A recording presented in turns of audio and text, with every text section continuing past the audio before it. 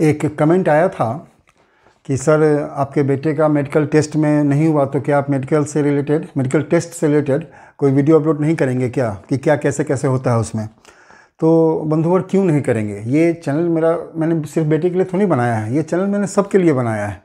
जिनका medical test में हो गया उनके लिए मुझे बहुत खुशी है, और जिनका नहीं हुआ उसके लिए बहुत दुख है मुझे, ये हकीकत है। हाँ, मेरे बेटे के लिए ही मुझे दुख नहीं है, और वो क्यों नहीं है हम अभी बताते हैं। तो अभी हालत उसको लेकर ऐसी है, कुछ बच्चों का होने और कुछ का नहीं होने के वजह से। आप सपोज करो ना, इससे कोई गार्जियन है, अब उसके दो बच्चे ने, एक ही पेरेंट्स हैं, गार्जियन दो बच्चों ने उनका फॉर्म भरा सैनिक स्कूल में, एक का सिलेक्शन हो गया मेडिकल के लिए, दूसरे का नहीं हुआ। अब आप उनसे यदि पूछोगे कि आप बताइए कि आपको खुशी है या दुख है, तो बहुत मुश्किल होगा उनके लिए इसका आंसर देना कि किसकी खुशी मनाएं और किसका गम मनाएं।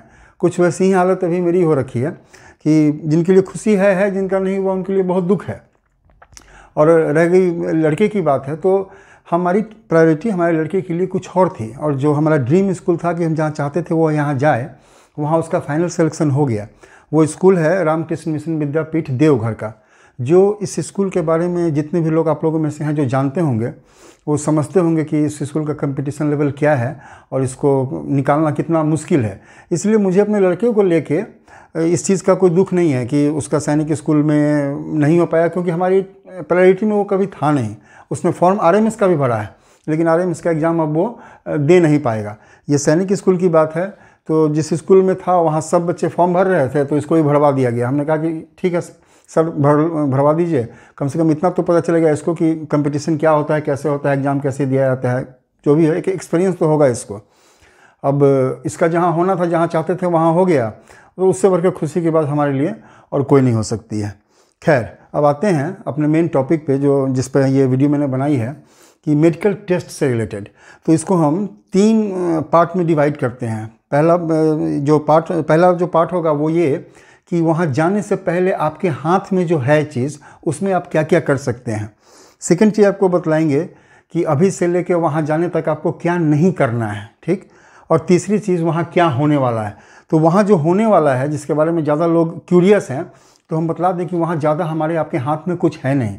हमारे कैंडिडेट का जो मेडिकल कंडीशन अभी है और जो चीज़ वहाँ चेक करेगा वो प्रेजेंट से लेके पास्ट तक सारी चीज़ को चेक करेगा।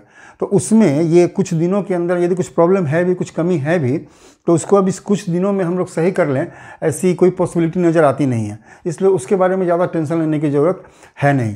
अब आपके हाथ में जो है हम लोग उस पर डिस्कस कर लेते हैं, फिर बताते हैं कि वहाँ क्या क्या चीज़ चेक होगा। इससे आप अंदाज़ लगा पाएंगे कि मेडिकल फिटनेस में आपका जो कैंडिडेट है वो कहाँ पर आता है। सबसे पहले जाने के पहले आप अपना जो हेयर कट है वो करवा लें, ठीक है ना। और उसको करवाएं एकदम मिलिट्री स्टाइल में। छोटे छोटे बाल जो होते हैं ना, एक लुक आए मिलिट्री का कि आया है, तो इसके लिए इसका मतलब कि एक पर्सनालिटी भी जो है वैसे दिखनी चाहिए। बाल भी उसी में आता है, तो आप बाल जो है एकदम जाएँ सैलून में और उसको बोलें कि मिलिट्री कट काट दो, इसका मिलिट्री कट कटवा लीजिए आप। ये मतलब मेरा सजेशन है, ये नहीं है कि आप ऐसा करके ही जाएँ, ये ऐसा हम नहीं कह रहे हैं, ठीक है। सॉरी। दूसरी बात कि अपने नाखून कटवा कर जाएँ। नाखून किसी भी हालत में ना, वो ध्यान में कभी कभी निकल जाती है बात, तो नाखून जो है सो बिल्कुल अच्छी तरह से कटे हुए होने चाहिए। तीसरी इम्पॉर्टेंट बात कि आपके जो कान हैं, नाक हैं और दांत हैं, इसको आप सही करवा लें। डॉक्टर के पास जाएं।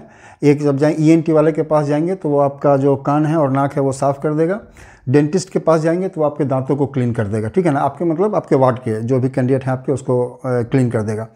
और जो टंग है, टंग क्लीनर से बहुतों का टंग थोड़ा साफ़ नहीं रहता है, चाहे जो भी है, आप उसको अभी से रेगुलर क्लीन करना स्टार्ट करें। जब तक इंटरव्यू का टाइम आएगा वो क्लीन हो जाएगा यदि गंदगी है तो। फोर्थ चीज़, कभी कभी मुंह से ना बच्चों को डाइजेशन की वजह से या कुछ और प्रॉब्लम की होने की वजह से मुंह से ना बदबू आती है, ठीक है। आप डॉक्टर से तुरंत मिलिए, वो आप कुछ ना कुछ उपाय उसका लगा देंगे कि जो मुंह की जो ये बदबू स्मेल आ रही है वो दूर हो जाएगी, ठीक है ना। तो ये 4 चीज़ें हैं जिनको हम जाने से पहले सही कर सकते हैं, और ये विद इन टाइम सही हो सकता है, ये हमारे हाथ में है। इसको आप निश्चित करवा लें और इतना तो करके ही जाएँ। इसके आगे आते हैं सेकेंड चीज़ कि आपको क्या नहीं करना है। एक चीज़ हम क्लियर कर दे रहे हैं कि वहाँ जो भी मेडिकल टेस्ट करने वाले अथॉरिटी रहेंगे, ऑब्वियसली डॉक्टर ही होंगे, उनको आप मूर्ख नहीं बना सकते हैं। लंबा चौड़ा सालों का एक्सपीरियंस है। आप जो भी आपके कैंडिडेट की हकीकत है, आप उनके सामने में वो बोलेंगे। आप ये नहीं समझिए कि अभी निकल जाएंगे तो बाद में दिक्कत नहीं होगी। ऐसे केसेस आए हैं जहाँ पर फाइनल एडमिशन होने के बाद कुछ महीनों बाद उसमें कुछ ऐसी प्रॉब्लम बच्चे में सामने आ गई है जो पता चला कि नहीं, इसकी हिस्ट्री थी, जो प्रॉब्लम बच्चे को आ रहा है ये पहले से था, अभी नहीं था, तो उसका एडमिशन ही कैंसिल कर दिया गया। ठीक है ना। तो आप ऐसा, ठीक है, एडमिशन हो चुका है तो राइट अवे कैंसिल नहीं करता है, कुछ टाइम देता है, लेकिन यदि ये देख लिया जाता है कि नहीं, जो प्रॉब्लम इसको है ये दूर नहीं हो सकता है, और ये बिफोर एडमिशन है, बिफोर एडमिशन क्या है, यदि बीच में भी हो जाए तो आपका एडमिशन जो है वो कैंसिल कर दिया जाएगा, आप उसे कैंडिडेट स्कूल में स्टूडेंट नहीं रह पाएंगे। इसलिए जो भी है आप उसको वहाँ पर झूठ बोलने की ज़रूरत नहीं है। आपको यदि उसको पहले से कुछ प्रॉब्लम है, जो रियलिटी है उसको आप एक्सेप्ट कीजिए, क्योंकि आज यदि आप उसको छुपा लेते हैं तो बाद में वो बाहर आ ही जाएगी, और जो दिक्कत अभी होनी है वो बाद में हो जाएगी आपको। ठीक है ना। तो उसको गलत इन्फॉर्मेशन वहाँ पास करने की बिल्कुल भी ज़रूरत नहीं है।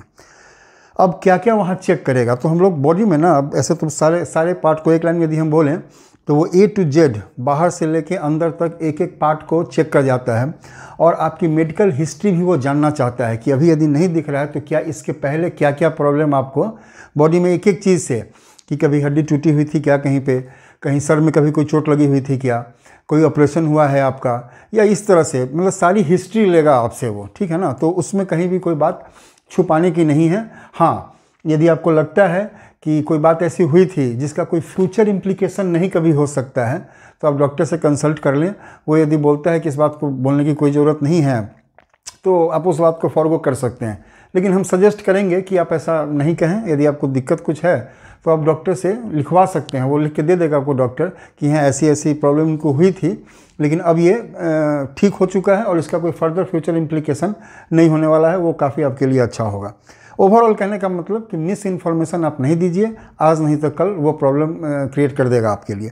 अब वहाँ चेक क्या होगा, यदि हम लोग सर की बात करें तो वो मेंटल प्रॉब्लम चेक करता है। इसमें क्या है कि चक्कर आना, दौरा पड़ना, ऑलवेज हेडेक होना, ठीक है, बेहोश हो जाना और दिमाग में भारीपन, इन सारी चीज़ों को वो पूछता है और चेक करता है कि कहीं आपको दिमाग से संबंधित कोई प्रॉब्लम तो नहीं है। और ये बहुत मेजर पोर्शन होता है मेडिकल टेस्ट का। ठीक है ना। क्योंकि यदि दिमाग में कोई प्रॉब्लम है, और चूँकि बच्चा छोटे एज का रहता है तो बड़े होने पर उसको प्रॉब्लम को थोड़ा ज़्यादा बढ़ने की संभावना रहती है, तो ये आपके डिस्क्वालिफिकेशन का एक बहुत मेजर रीज़न हो सकता है। ठीक है। तो मेंटल प्रॉब्लम में ये चेक करेगा कि दौड़ा आता है कि नहीं, चक्कर पड़ता है कि नहीं, हमेशा सर दर्द रहता है या कुछ इस तरह से। सेकेंड चीज़, यदि हम लोग कान की बात करें तो कान में वो चेक करता है कि जो हियरिंग कैपेसिटी है वो इसका क्लियर है कि नहीं है। कान और आँख दो बहुत मेजर चीज़ है ENT में, जो हमारा सर है दिमाग के बाद, तो इसमें काफ़ी कान और आँख जो है वो काफ़ी इंपॉर्टेंट चीज़ है कि सुनाई जो है सो पूरा का पूरा दे रहा है कि नहीं दे रहा है। इसलिए हमने कहा कि जाने के पहले कान जो है सो डॉक्टर के पास जाकर उसको अच्छी तरह से साफ़ करवा लें। ठीक है। उसके बाद आते हैं आँख पे। आँख पे वो चेक करेगा जो प्रॉब्लम है, यदि आई साइट है, पावर है आँख में, मतलब चश्मा लगा हुआ है, यदि वो बहुत ज़्यादा नहीं है तो कोई प्रॉब्लम नहीं है। यदि 1 है या 1.5 है, समथिंग इस तरह से है, यदि उसके बाद भी आई साइट कंप्लीट है, जिसको 6/6 बोलते हैं शायद, यदि आई साइट परफेक्ट है तो यहाँ तक वो प्रॉब्लम क्रिएट नहीं करेगा। लेकिन यदि उसको नाइट ब्लाइंडनेस है या फिर कलर ब्लाइंडनेस है तो यहाँ पर सिलेक्शन होना फिर मुश्किल हो जाएगा। ठीक है ना। ये इसको कंसिडर नहीं कर सकता है वो। यदि पावर है थोड़ा बहुत तो उसमें भी दिक्कत आती है, क्योंकि बच्चे का पावर जो है ना वो आगे बहुत तेज़ी से बढ़ जाने की पॉसिबिलिटी होती है। तो वो देखता है कि अभी पावर इसका इतना है तो ये फ्यूचर में कितना बढ़ के जा सकता है। ठीक है। तो ये जो है आँख का भी जो पावर है और आँख से रिलेटेड यदि कोई प्रॉब्लम है उसको भी वो पूछेगा और चेक करेगा उसको। फोर्थ चीज़ है लंग्स का, फेफड़े से संबंधित, कि कहीं आपको हाफनी होता है ना, जैसे कोई आप कुछ भी करो, चाहे नॉर्मल बैठे रहो, आपको हाफने की भी ये हो जाता है। आप थोड़ी दूर चलोगे तो आपको हाफने की आदत हो जाती है, थोड़ी दूर दौड़ोगे तो बहुत ज़्यादा आप हाफने लगोगे। तो ये सब चेक करता है कि लंग्स जो है सो आपका कितना स्ट्रॉन्ग है। ठीक है। निमोनिया, ये सब सारी चीज़ आपसे पूछेगा वो। एक चीज़ और बतला दे रहे हैं इसमें, बहुत इंपॉर्टेंट चीज़, उसको ना जो चेक करने वाले लोग होते हैं, डॉक्टर्स होते हैं, काफ़ी अनुभव होता है उनको। वो एक तरह से समझिए कि वो देखते ही एक झलक में समझ जाएंगे या थोड़ी देर में समझ जाएंगे कि ये मेडिकली फिट है, इसको कोई प्रॉब्लम नहीं है। यदि उनको ऐसा विश्वास होता है जो उनको एक्सपीरियंस के आधार पे है, तो वो बहुत ज़्यादा कैंडिडेट को क्वेरी नहीं करते हैं और बहुत ज़्यादा उसमें टाइम नहीं देते हैं। लेकिन यदि उनको लग गया कि कहीं ना कहीं इसमें दिक्कत आ सकती है, तो फिर वो प्रेजेंट से लेके पास्ट तक ना, और बल्कि आप ये समझिए कि आपके पिछले जन्म के भी मेडिकल हिस्ट्री वो निकालने के चक्कर में लग जाएंगे। क्योंकि आगे यदि प्रॉब्लम आती है तो फिर एक लड़का जो है जिसको उन्होंने एडमिट किया एजुकेशन दी, चाहे तैयार कर रहे हैं, वो बीच से निकालना पड़ता है उसको, तो काफ़ी दिक्कत हो जाती है उनको। इसलिए यदि कोई भी दिक्कत यदि उनको समझ में आएगी फिर वो पड़ जाएंगे पीछे में। ठीक है, लंग्स हो गया। उसके बाद हम लोग लीवर देखते हैं। ठीक है ना, लीवर भी वो चेक करेंगे कितना स्ट्रॉन्ग है इसका, पहले इसमें स्टोन हो चुका है कि नहीं हो चुका है, जो लेंगे पहले का वो पूछेंगे, इसके बारे में इन्फॉर्मेशन लेंगे आपसे। छठा है आपका intestine, pancreas, A to Z जो भी हम लोग का इंटरनल ऑर्गन है वो सब को वो चेक कर जाते हैं। उनके पास एक्सपीरियंस है, यदि लगे कहीं कोई दिक्कत हो सकती है तो थोड़ा डिटेल चेक करते हैं, नहीं तो ईजी वे में चेक करते हुए वो निकल जाते हैं। इसके बाद आता है ये जब इनर पार्ट हो गया, इसके बाद 3 चीज़ है जो काफ़ी इंपॉर्टेंट है, आँख, कान और दिमाग के बाद ये तो बीच वाला पोर्शन निकल गया। ये जो अभी हम 3 चीज़ बतलाएंगे ये काफ़ी इंपॉर्टेंट होने वाला है। बात आती है इसमें हैंड्स की, हाथ की। जब हम लोग हाथ देखते हैं ना, एक हो सकता है एक फिगर आ रहा होगा आप लोग के स्क्रीन पे, इस पर देखिए, एक में हाथ का अलाइनमेंट एकदम सीधा है, दूसरे में हाथ का अलाइनमेंट थोड़ा बाहर की तरफ निकला हुआ है, और तीसरे में हाथ का अलाइनमेंट थोड़ा अंदर की ओर है। ठीक है, तो जिसमें हाथ का अलाइनमेंट एकदम सीधा है उसी को वो लोग कंसीडर करते हैं, और जिसका हाथ का अलाइनमेंट बाहर की ओर है या अंदर की ओर है उसके डिसक्वालिफिकेशन का चांसेस मैक्सिमम है। वो समझ लीजिए कि उसको क्वालिफाई कर जाना मेडिकल टेस्ट या पास कर जाना बहुत मुश्किल है उनके लिए। उसके बाद आया लेग्स का, पैर में भी सेम चीज़ है, वो पैर का भी अलाइनमेंट देखते हैं कि ये पैर इसका बिल्कुल पूरी तरह सीधा है कि नहीं है। यदि बाहर की ओर निकला हुआ है वो भी दिक्कत करेगा, और यदि घुटना अंदर की ओर निकल के सटा हुआ है जिसको लॉक नीज बोलते हैं वो भी दिक्कत करता है, क्योंकि जिसका नी लॉक होता है ना उसको दौड़ते समय वो अक्सर गिर जाते हैं। अब कोई सैनिक बनने वाला है और दौड़ते समय वो गिर ही जाए तो ये बहुत मेजर प्रॉब्लम है। यदि इस तरह का कोई प्रॉब्लम चलाता है तो मेडिकल पास करना उसका ऑलमोस्ट इम्पॉसिबल है। ठीक है, एक 9th चीज़ है, ये लास्ट चीज़ बतला दे रहे हैं, फ्लैट फुट बोलते हैं। जैसे हम लोग अपना पैर रखते हैं ज़मीन पर ना, तो कभी कभी क्या होता है कि पूरा का पूरा तलवा ज़मीन में सटेगा। ठीक है, इसको बिल्कुल वो लोग सही नहीं मानते हैं। दूसरा क्या होता है कि पैर रखने पे बहुत कम तलवा ज़मीन में सटेगा, मतलब आगे पंजा और पीछे एरी है वो तो सट रहा है, लेकिन बीच का जो पोर्शन है वो आउटर साइड से हल्का सा सटता है, बीच में कहीं कुछ वो ज़मीन में टच ही नहीं करेगा। इसको भी वो लोग बिल्कुल कंसीडर सही नहीं करते हैं, और यदि ऐसा है तो मेडिकल पास होने में आपको काफ़ी दिक्कत होगी। एक तीसरा कंडीशन है बीच का, जो नॉर्मल सब लोगों का होता है, जैसे हम लोग कट देखते हैं ना, स्लीपर हो या शूज़ हो, कैसे हम लोग कट देखते हैं कि बीच से अंदर की ओर ना थोड़ा वो कटा रहता है। कहने का मतलब उसी तरह का फुटप्रिंट उनको चाहिए। यदि इस तरह का फुटप्रिंट है तो ये पैर जो है सो काफ़ी सही माना जाता है, क्योंकि उससे बॉडी का जो बैलेंस है ना, बॉडी का बैलेंस उससे काफ़ी डिपेंड करता है। तो बॉडी बैलेंस सही होगा तो एक आर्मी में जाएगा, चाहे कहीं भी किसी भी आर्म फोर्सेस के किसी भी विंग में जाएगा तो वो अच्छे अपने आप को बैलेंस कर पाएगा। ठीक है, तो इतनी चीज़ें चेक करती हैं, चेक करना है। तो ये लोग जो चेक करेंगे वहाँ पर आप लोग अब तक समझ चुके होंगे कि जो भी कंडीशन अभी है, ठीक है, यदि किसी का हाथ पहले टूट चुका है तो टूट चुका है, उसको आप बदल थोड़ी सकते हैं। यदि किसी की आँख में पावर है आज की डेट में तो है, अब हो सकता है कि वो ख़त्म हो जाने वाला हो या कम हो जाने वाला हो, लेकिन अब 5 दिन 10 दिन 1 दिन में तो नहीं होने वाला है।